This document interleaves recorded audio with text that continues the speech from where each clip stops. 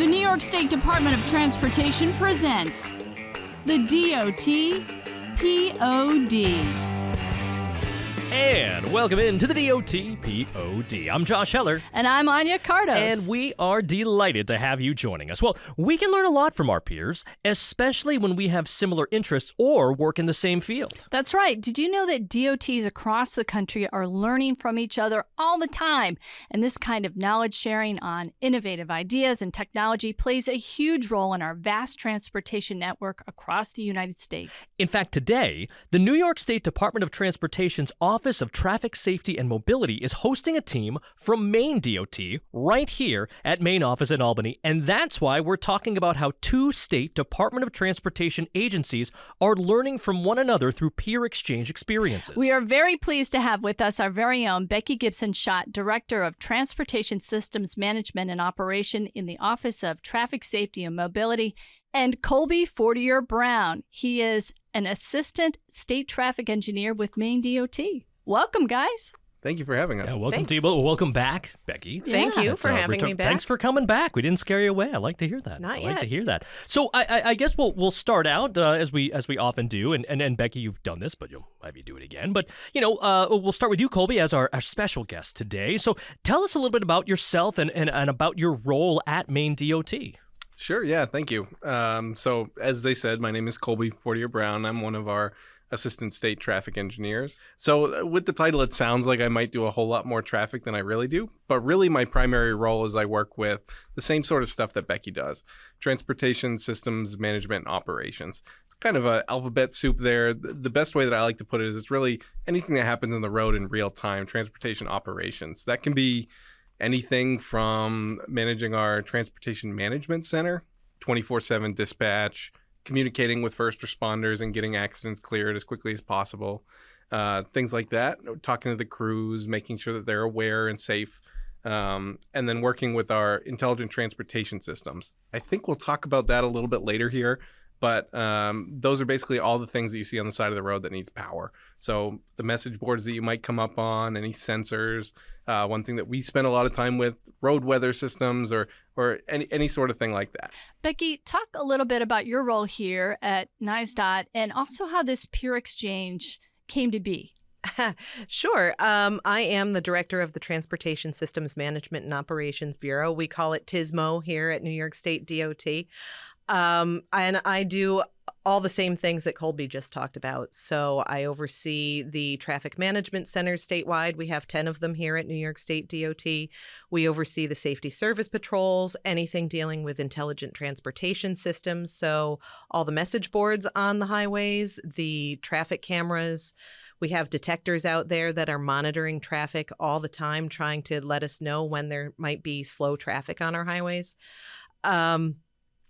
And really how this came to be is I got a message from my FHWA division representative saying that they were looking to come to New York State to do this peer exchange. They were looking to gain information about what other states might be doing and if we'd be interested in hosting them. So I said, sure, let me know when. And here we are. Is this the first time that Maine has been here in this type of peer exchange? It's the first time I've met them. It's my first time here. Oh, there you go. Well, there you welcome. Go. And on a broader sense, is this something that we do with other states or that other states have come to us as well? Oh, yeah. Yeah, this is something that we have done fairly often throughout my career. I've been here 27 years. I have been to other states for peer exchanges. I went to Wisconsin for a traffic incident management peer exchange many years ago. There was recently a peer exchange in Pennsylvania for automated work zone speed enforcement that we had people attend.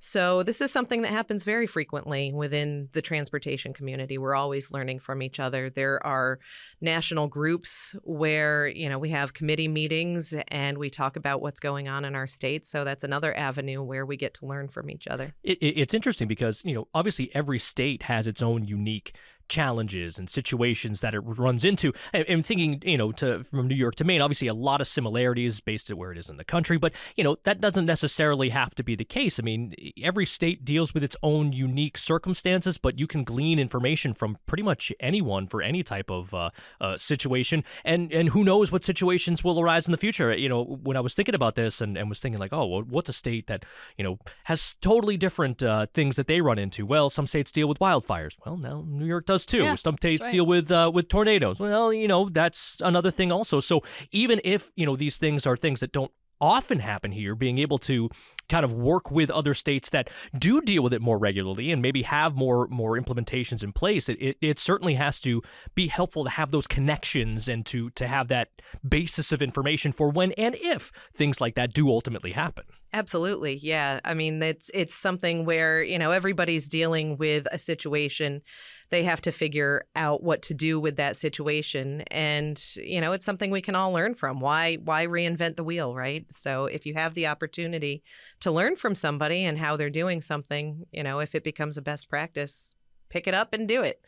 During this visit, Colby, you and your team, you're having an opportunity to go out on a lot of field trips, which Becky's taking you on. You guys are going to the department's signal shop, the statewide transportation information and coordination center, the STIC, also the notorious Glenville Bridge. What are you getting from this visit, from what you're seeing, and what are you absorbing here? What do you think you'll be taking back with you, and what are you learning? Yeah, so we've really enjoyed the field trips that we got to take. It's great to see things in the field. A lot of times I get stuck at a desk focusing on the programmatic elements and what are the things that we have to work on, and then don't really get as much of an opportunity to go out in the field, open a cabinet, and actually look at the system itself. So it's really great to do that, but then also have somebody at Becky's level to be able to come and say, well, this is kind of what led to this. This is why we did this. This is what we plan to do next. So some of those field trips were definitely a highlight.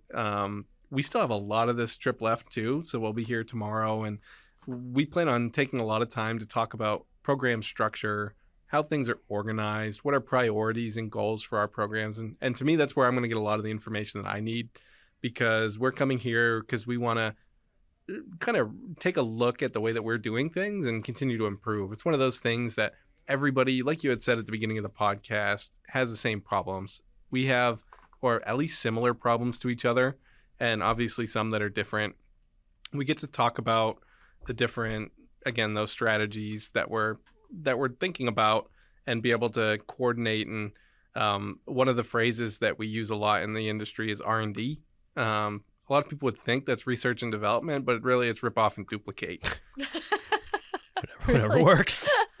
But you know what? Sometimes if it proves to be right somewhere else and it's working, why not? It's a best practice, right? Exactly. Yeah, they've already worked out the kinks. Why That's not? right. Yeah, I think we're, taking a whole lot from here, both from the field trips, but then also some of the conversations.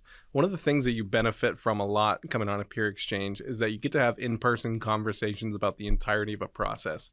A lot of times when you get to go to a conference, you get really just the highlights. You get to see, this is the project we did, and this is the ways that everything went perfectly right, just how we expected, and there were no problems whatsoever. Yeah, that's usually how things go, right? That's exactly how people present it. Well, I'm sure they do, Right. but actually not how they happen. What? Not, well, in New York, that's exactly how it yes, happens. of course it is. Of course, and Becky, you can attest to that. Oh, of course, everything runs is super perfect smooth. here. Right. Yes. Well, speaking of that, let's talk about the Glenville Bridge. I just mentioned that it's been struck many times. NYSDOT implemented a state-of-the-art vehicle detection system. There's infrared sensors, there's flashing beacons and cameras there. What are you getting from that kind of a visit? That's what I'm curious about too. Yeah, a lot of different things. So much like most states, we have very similar systems up, but this one is kind of new. It's state-of-the-art, and there's a really clear and obvious need there. So it's great kind of going out and talking to both the people that were able to design it and build it and operate it and see, what have you put out? How is it different from what we have? And what could we possibly improve on our systems? A lot of times you are kind of in a box and are able to do sort of what you might be thinking for a design or what your consultants might be thinking for a design. But some of the outside the box thinking that might happen in one state doesn't necessarily make it to other states. I was going to say, one of the things that happened when we went out to the Glenville Bridge is as we were approaching, there was a garbage truck in front of us. And that vehicle tripped the sensors. And so these guys got to see it in action. You know, it was really great for these guys to be able to see how well it worked. Yeah. And sure enough, the message came up and said, vehicle is too high, do not proceed. All the flashing lights were going. Those kind of things, when you see that in action, do you guys have the same kind of issues with bridge strikes there? Are you kind of determining need while you're on this visit? Yeah, we definitely have the same problems out there, and we have some similar systems out. So being able to go out there and see it, again, just gave different perspectives on different ways to peel an apple, so to speak. So got to go and see how New York is handling the same situation. We've actually got one that we're in the process of building. Our bids just came in a couple of weeks ago, and we had a design out that frankly looked really different. But as I'm looking at this, I'm thinking, what are the ways that in the future, when I'm looking at a bridge that's low, that we are worried about getting hit, especially the ones that people know are low, but they're still going through anyway? What can we learn here that we can take and implement? Yeah. Let's talk about intelligent technology. Let's talk Sure. about how we are moving toward a future where we will see our vehicles talk to traffic signals, talk to maybe message boards or get information from them. What are you guys developing right now and talking about that we're going to be seeing in the very near future? Oh, there's so much. Technology is changing so fast. And one of the challenges we have is that I compare it a little bit to when cellular phones came out and everybody had their own charging cord and their own plug. And finally, we settled on two different plugs. We have the Lightning and we have the micro USB. And then finally, we settled on the USB-C. And right now, the industry is kind of in that phase where everybody has their own plug.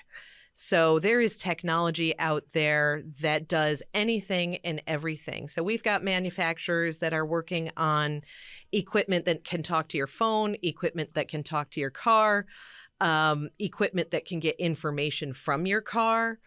And it's kind of a free-for-all, and we don't really know what to do. So we're just trying to plan for it. I'm not sure. I think Colby will talk a little bit about what they're doing in Maine.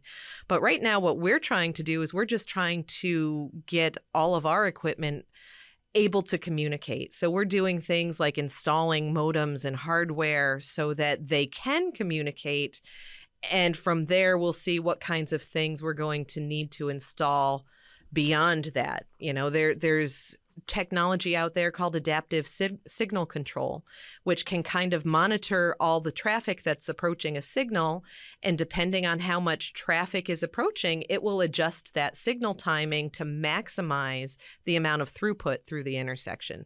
So that's really on our list of newest technologies that we are implementing at this point.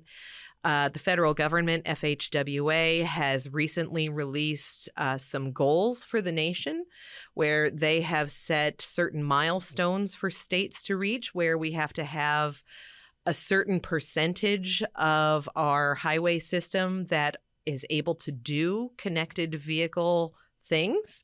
We're still trying to figure out what that means. What does it mean to do a connected vehicle thing? I keep saying to my partners at FHWA, what do you want me to install? I'll put it in. Just tell me. The thing, the connected vehicle The connected, thing. The obviously, thing. You yes. got it. You know. We're going to get there. You know, we'll see what that means. But, you know. When you see it, you know it. Obviously. So really, but it's about information. And the more information a driver has on his route, the better informed decisions he can make about what route they're going to take, you know, how he's going to get from point A to point B. So talking to other states, this is where we can see who's been testing what equipment, what's working, what's not working. Right. I know that Colby has been using a lot of the road weather information systems. We had used those in the past, but now there's other technologies out there that we're starting to use a little bit more of. Because this technology you're talking about V to X technology. Which stands for vehicle to everything. Vehicle in to case you're everything. wondering. And But that's that communication you're talking about. Yeah, So vehicle to vehicle to vehicle signal, to signal, vehicle right. to Vehicle to bridge. to everything. Yeah, and you know, it's fascinating. And Colby, I'm curious to see what Maine's doing. Obviously, the USDOT is looking for this implementation. But that being said, every state is at a different point. Where is Maine in this, and where are they going forward with this? Yeah, definitely. Thanks. We're in a very similar boat to New York on this one. So a big focus for us is really setting those foundations, making sure that we're in a position so that we can send messages that are both accurate, useful, and timely to the travelers when we actually have the ability to communicate with them more effectively. So we have radios that are actually implemented and out in the field installed, that if there was a vehicle that could receive these standard messages, we could send it to them. However, those are really few and far between. We really don't have many of those on our roadway right now. On any of our radios, we might get 2 of them a year in certain ones, especially the ones that are in our more rural areas. So a big focus for us is making sure that we're identifying what do we actually want to do with these? Where is the value going to be? And then how can we set up our system so that it's going to be effective when that time comes? So a couple examples of that are, like, if we want to tell somebody that the road is slippery ahead, we have to know that it's slippery ahead. If we're looking out at the entire state, be that New York, be that Maine, be it any state, it's not easy to get pinpoint information exactly where you need it. So finding ways to get that data, same thing with crashes. How far away is the crash? Between which intersections? How bad is the crash? As a matter of, is it still there?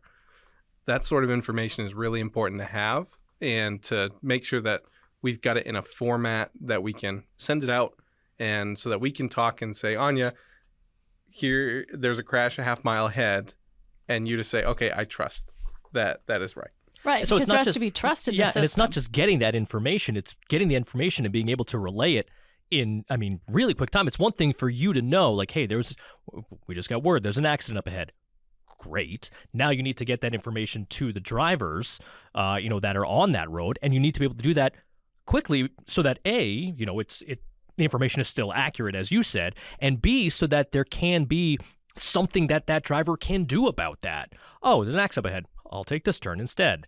If there's too much time in between, it's almost wasted information. Like, great, I could have used that information an exit ago. Now I'm still, stuck in traffic here. So it's the relay of information. It's the getting it and then processing it and then putting it out there. That has to happen in the blink of an eye. Oh yeah, definitely. And a lot of things, especially if you're talking about, Becky had mentioned traffic signals earlier.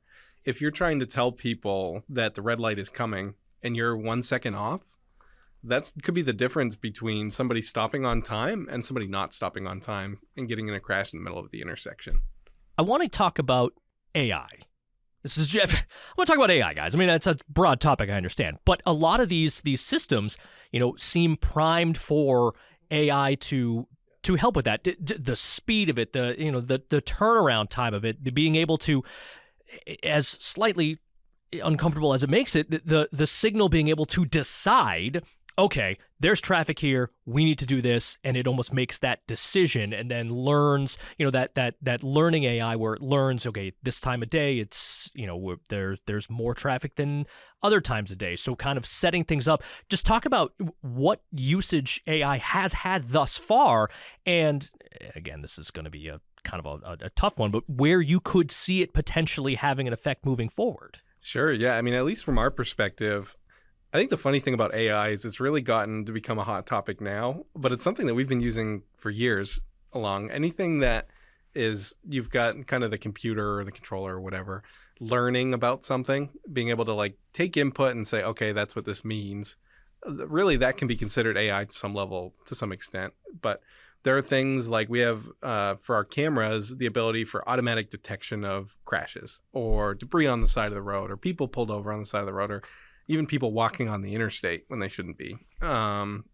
It's not anything that is recorded or stored or anything like that. But when you have hundreds or even thousands of cameras out and only a couple of operators there to keep an eye on the roadways, it's really great to get that cue saying, hey, you might want to check out this camera because there's something that's not quite right.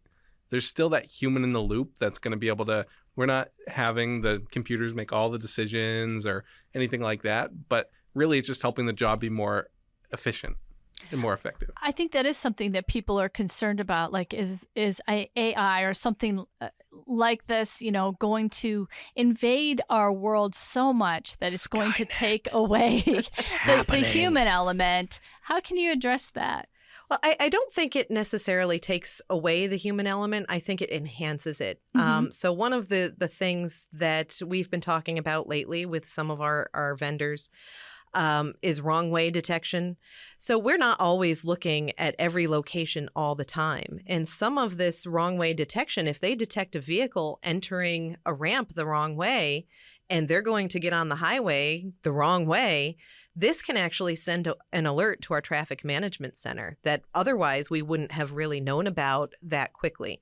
So this is something that can really enhance our operations. It can enhance our response and can make it faster for us to actually put up messages to warn the public, hey, there's somebody coming, look out for a wrong way vehicle. There are other opportunities with our traffic signals where the signal can detect pedestrians and it can detect bicycles, and it can count vehicles and follow them what direction they're going. We don't care where that particular car is going. We don't care that that particular car is coming from work and going to, your local department store. What we care about is the actual trip.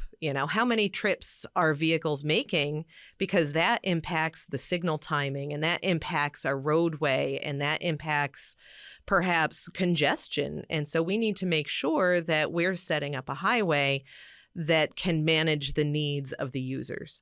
And that's really all we're looking for. We aren't actually tracking your trips. We're tracking the movements. So, and it ultimately seems that, all the things we've talked about is just the procurement of information is really, what's done with that information obviously is extremely important as well. But it seems like just that having that information is so crucial and so valuable to be able to make decisions. And whether it's AI doing that, gathering that information, the decisions that information leads to are hugely consequential. Absolutely. About a third of the job is getting the information, right? A third of the job is making sure the information can all talk the same language. And then the last third is making sure that you're making decisions with that information correctly. So one of the things I always find interesting, and this is specifically, talking about New York, but I imagine, Maine's the same way.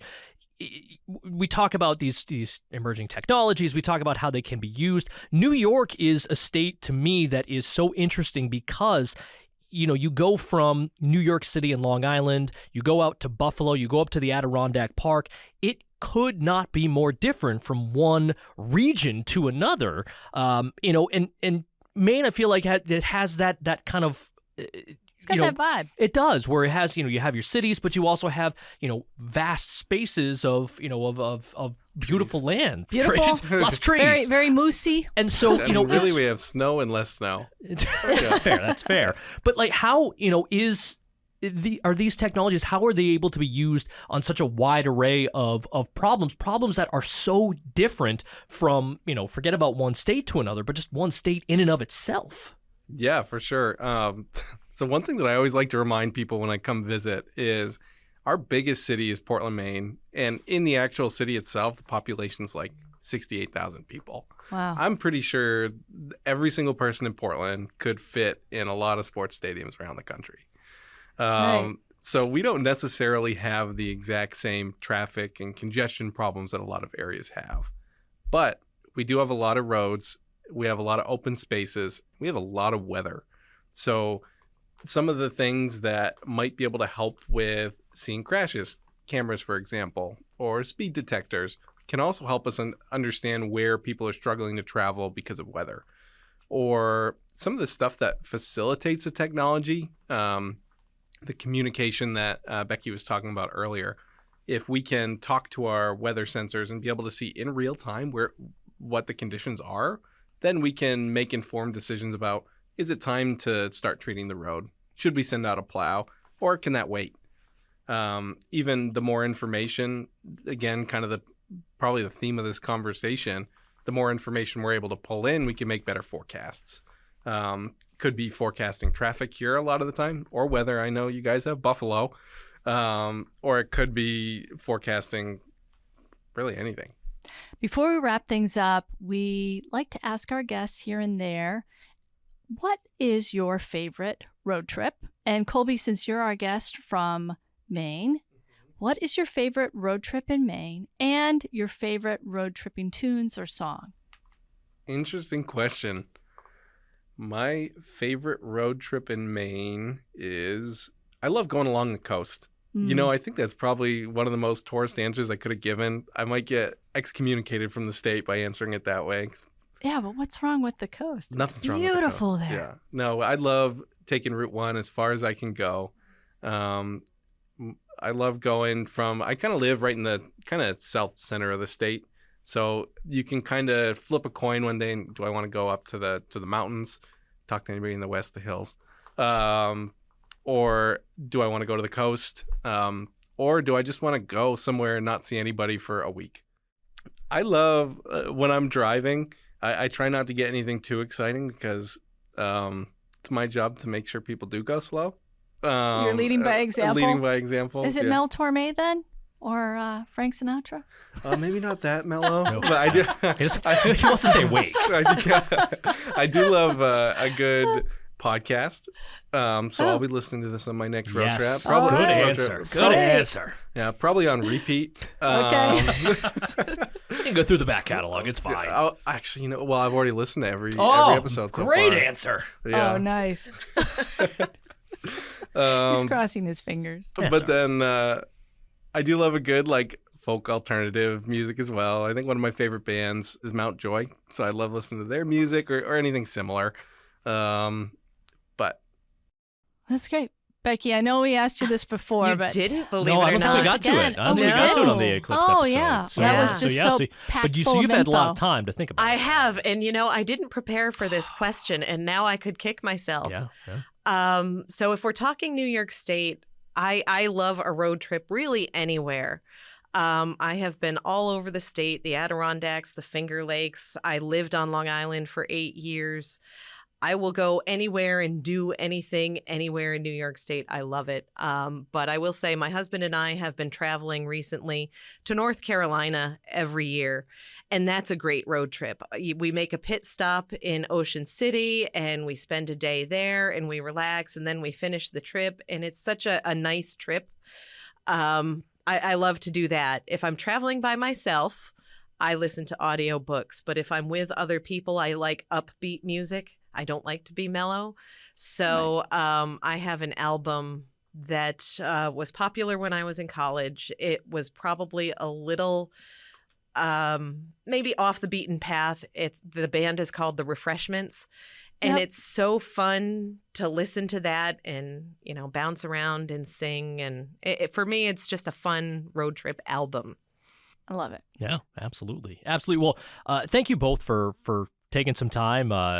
Colby, I know you're on the road here, but we really appreciate you stopping by. Becky, as always, pleasure once again. Thank you. For you coming back. So thank you both for chatting with us today. Really appreciate it. yeah, thank you for having me. Definitely. Thanks for having us. Absolutely. And thank you, Evan, for tuning in today, wherever you're tuning on in. Another good one in the books, Anya. Oh, that was fun. Absolutely. I love visitors. Come back anytime. So again, thank you all for tuning in to this episode of the DOT POD. You can find us wherever you get your podcasts. You can also reach out to us, podcast at dot.ny.gov. That's podcast at dot.ny.gov. So thanks for tuning in, and until next time, we'll be right here on DOT POD.